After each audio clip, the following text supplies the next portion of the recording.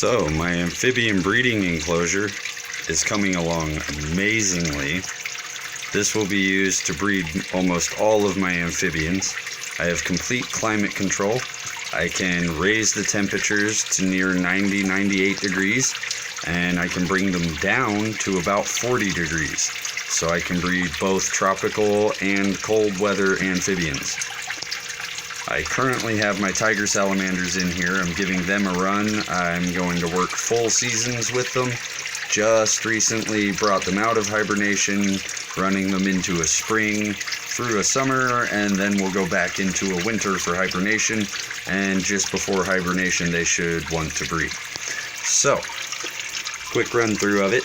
I have my hiding places in the back and up high for tree frogs. I have also for tree frogs, such as red-eye tree frogs, branches hanging from the rainmaker for them to lay eggs on. I have a deep pool for tadpoles and eggs. I also have a separate tank that is for raising tadpoles and eggs. That separate tank is much larger than this and is also climate controlled to be as cold or warm as I want it. I have plenty of low hiding places all in and around all of these logs and underneath all of this foliage. There's plenty of hiding places for like my tiger salamanders, Pac-Man frogs, and African bullfrogs. No, I do not plan on cohabitating these species.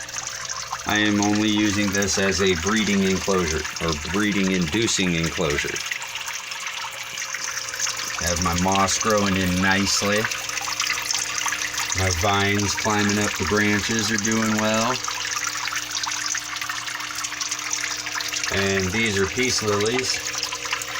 They do great overhead coverage without taking up floor space.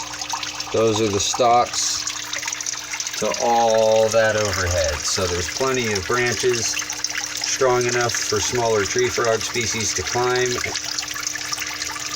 and cover the light through for my nocturnal species and give hiding places for like the Pac-Man frogs and others. Bioactive substrate, always very, very moist and soft. So yeah, there's my amphibian breeding enclosure. It is doing amazing. Everything is growing very nicely.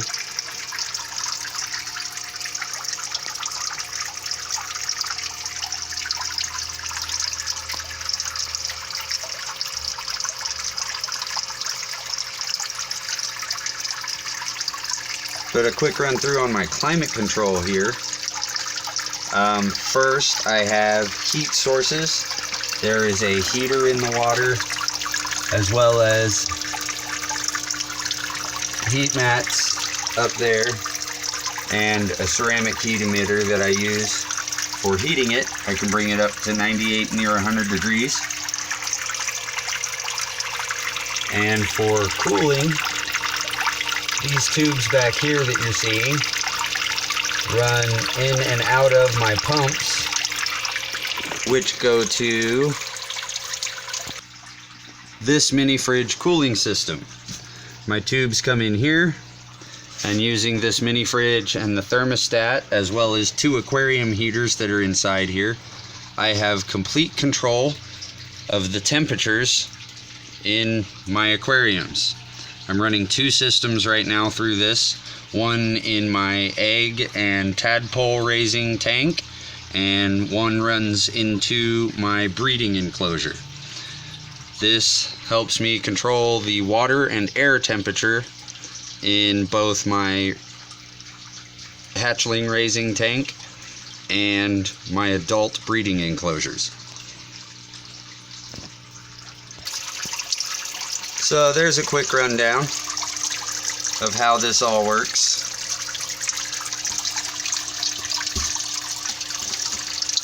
All designed here at home.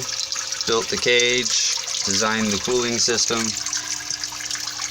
There's some crickets that are breeding in here.